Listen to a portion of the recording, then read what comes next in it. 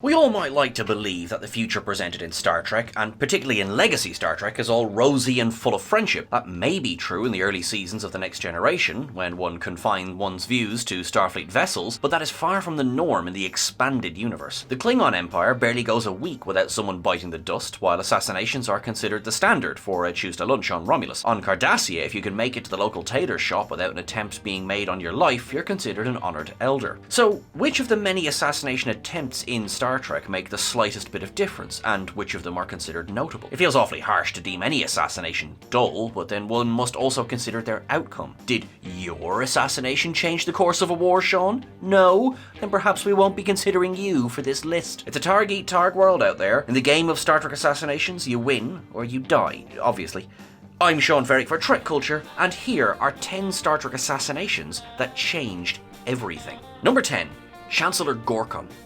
The assassination of Chancellor Goron kicked off a seismic shift in the Alpha and Beta quadrants, rivaling the explosion of Praxis itself. When Star Trek VI: The Undiscovered Country arrived in theatres, The Next Generation had been on the air for several years, so the audience was used to the Klingon Empire being allies. The death of Goron paved the way for this alliance. Rogue elements from the Empire and Starfleet worked together to have him killed, which ironically was one of the earliest examples of cooperation between the two powers. As often happened, they failed to take the reckless nature of the Enterprise crew into account, thus putting Kirk et al. In line to scupper their plans. The assassination was based on the death of Abraham Lincoln, evidenced in the design of Goron. The latter's death was part of an overall attempt to derail the peace talks, while the former's death was part of an overall attempt to revive the Confederacy. Thankfully, neither were successful. The Khitomer peace talks were the beginning of a new age of peace in the galaxy, while Goron's death serving to solidify their importance. Number 9. Kempek. Another Klingon Chancellor, another assassination. And don't assume we're finished with them yet either. Kempek is killed in the Next Generation episode Reunion, though one could argue his death had been occurring for some time. Duras had begun poisoning the leader in small amounts, though perhaps regretted the slow approach after the Enterprise was involved. Kempek's assassination ushered in another era for Klingon-Starfleet relations. It takes place after Goron's death chronologically, though it appeared on screen first. Had Duras succeeded in his plan to become the head of the High Council, it would have been the end of the alliance. Duras' death at the hands of Worf, itself a consideration for this list, was the next step after Kempek's death, in exposing Romulan interference within the Empire. It would take another year or so to be fully exposed, but Kempek's death by Duras' poison set the chain of events in motion. It would lead to Kalar's death, Gowron's ascension to the big chair, and the revelation of Sela, daughter of Tasha Yar, as well as the cunning Duras sisters. Number 8. Vreenek.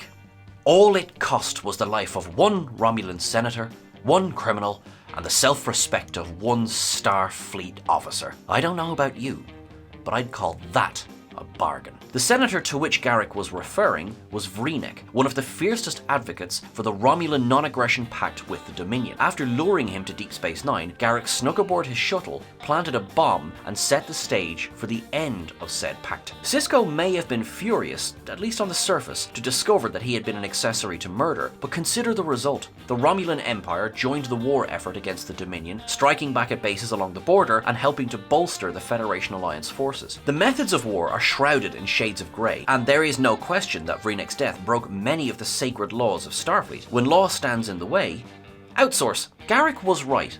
That's why Sisko had come to him. It may not have been overtly conscious, but none but Garak had the fortitude to pull it off. Number 7. James T. Kirk, Mirror Universe. When can one man's death spell the end of an empire? Okay, lots of times really, when one considers history. But in Star Trek, the Mirror Universe went through an enormous shift of power once James T. Kirk lay dead in the ground. The accidental arrival of Prime Universe versions of Kirk, McCoy, Scotty, and Uhura instigated the end of the brutal Terran Empire. Spock, as logical in that reality as ours, listened to their assertions that peace was the best way forward. He had even calculated that the Empire would founder some 240 years after their arrival, regardless of their actions. With their influence, he brought that ending forward by centuries. His message of peace left the former empire open to attack, so, almost 100 years later, the Cardassian-Klingon-Bajoran alliance rose and conquered it. This spelled doom for most of the Terrans, as they quickly found themselves deposited into slavery. A rebellion was born almost instantaneously, but would take years to truly strike any major blows. Mirror Kirk may have been an awful human being, in our estimation, but his death death led to the destruction of the Empire and the eventual rise of both the Intendant and the Regent. Whoops. Number 6. Romulan Proconsul Marok.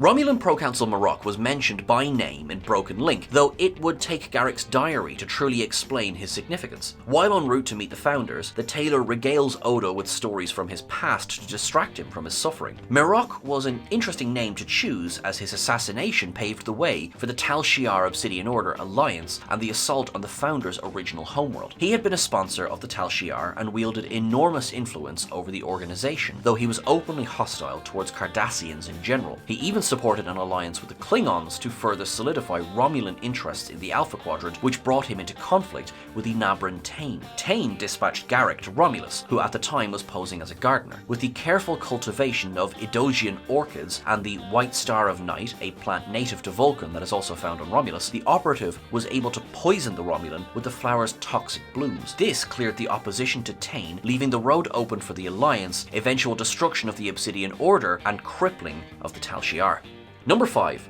Former Obsidian Order officers. With the final stages of the joint Obsidian Order Tal Shiar operation in the Gamma Quadrant, Nabran Tain saw fit to start cleaning house. We as an audience first became aware of this when Garrick's tailor's shop exploded on the promenade, even if that had been caused by the former agent himself. The assassinations of the former operatives served to draw Odo, already investigating events thanks to Garrick actions, further into the situation, something that ended up saving Garrick's life, the crew of the USS Defiant, and forewarning the Alpha and Beta Quadrants to the eventual assault by the Dominion. Colonel Lovok had been the Romulan commander in the operation and had, at an earlier point, been replaced by a changeling. This changeling, citing the golden rule that no changeling has ever harmed another, helps Odo and Garrick escape the battle, which in turn is almost certainly responsible for the successful escape of the Defiant. It would take the deaths of the last operatives of the Order to truly shock the rest of the galaxy into preparing for the Dominion invasion. In a way, Tain did set the wheels in motion to save his homeland. It just took several wildly roundabout routes to get there. Number 4. The Romulan Senate. In Star Trek Nemesis, a quip refers to the frequency of change in the Senate. Shinzon had been created as part of a plan to replace Jean-Luc Picard and have a Romulan operative deep in Starfleet, only to be chucked into the Reman mines when a new government came into power. This led to a lifetime of torture for the clone, compacting his bitterness over time until he could only see revenge and seek the means to achieve it. He spent years working in secret, building his scimitar ship, galvanizing support amongst the Remans before making his move. The assassination of the entire Senate was his daring first blow in the revolution, placing him in the Praetor's seat for a time. In that time, he reached out to Starfleet, inviting them to peace talks. Wouldn't you know it, the Enterprise E just happened to be the closest ship to the border. Shinzon's coup set the stage for the rise of the Remans, but also for much of the events of Star Trek Picard. The death of Data only occurred in a successful attempt at destroying the Thaleron generator, which in turn leaves Data in that in-between limbo of dead and alive, ready to guide Picard back to life 20 years later. Number 3. Emperor of the Pakleds. The crew of the USS Cerritos has seen their fair share of intrigue, danger, and galaxy-changing events. The assassination of the Pakled Emperor in The Spy Humongous sure is one of those things. Freeman and Shax beam down to the Pakled homeworld to negotiate with them, following their experience in no small parts. While on the surface, they witness the assassination of the Emperor by those revolutionaries who would seemingly upend the political atmosphere of Pakled Planet. How does this monumental example of regime change affect the galaxy? Well, okay, in all honesty, it may just serve to solidify how the Alpha Quadrant sees these intellectually challenged foes. Their entire command structure is based on who has the biggest hat, codified by the new Emperor claiming said huge hat for himself. The events that followed this encounter, including the renegade Klingon ship delivering weapons of mass destruction to the Pakleds, may suggest that this new Emperor was savvier than the former, employing a complicated web of spies, allies, and devious plots to achieve his ends. Or maybe he just wanted to show his big hat to some folks with a forehead bumpy enough to appreciate it. Number 2. Daj Asha.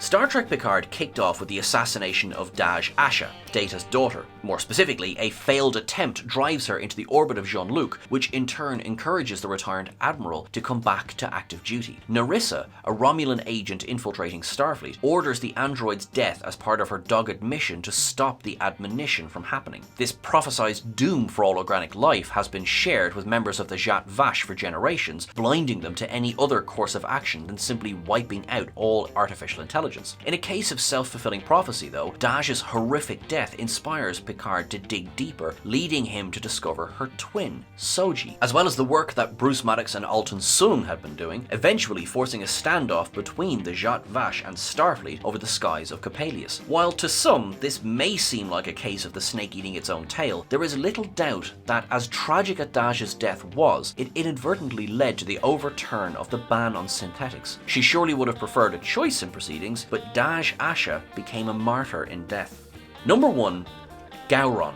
Gowron ascended to the Chancellorship in Redemption, and he would hold that position until tacking into the wind, wherein he is assassinated by Commander Worf on Captain Sisko's orders. How did we figure that one out? Well, let's analyse the scene with Worf and Sisko in the captain's office. After a disastrous raid on Gowron's orders, General Martok is almost killed, and the Klingon forces are beginning to show the effects of Gowron's ego. At this point of the Dominion War, they are the only effective shield against the Breen energy-dampening weapons, though rather than having the Klingons create a defensive barrier around Allied territory, Gowron was squandering his ships. He was attempting to discredit the hugely popular Martok, fearing the man would take his seat on the Council. This left the Alliance forces in a dangerous position, one that could not be risked simply to satisfy one politician's ambitions. Worf and Sisko recognized this, leading to Sisko ordering Worf to do whatever it takes to block Gowron's actions. Both men are fully aware that in Klingon culture, there is only one course of action. Worf challenges Gowron to combat, defeating and killing the man before installing Martok as Chancellor in his place. This is the second time that Sisko was an accessory to murder in the name of safeguarding the Alpha Quadrant, for anyone who's counting, by the way. Martok quickly rallies the Klingon forces to protect the Alliance territory again, allowing time for Starfleet and the Romulan Empire to study the Breen weapon, develop a defense, and commit to a final assault on Dominion-held territory. The war ends, and all it cost was one Klingon Chancellor, one war room pane of glass, and the absolute lack of any sympathy for old Bug Eyes himself. That's everything for this list, folks. What do you reckon? Would you add or take away anything here? Let us know in the comments below. You can follow us over on the socials at TrekCulture or at TrekCultureYT on Instagram. I'm at Sean Ferrick. You can catch me on the various socials. Until I see you again, make sure that you live long and prosper. You are awesome, you are wonderful, and, you know, don't give us any reason to send Garak after you. You're great. Thanks very much. Bye.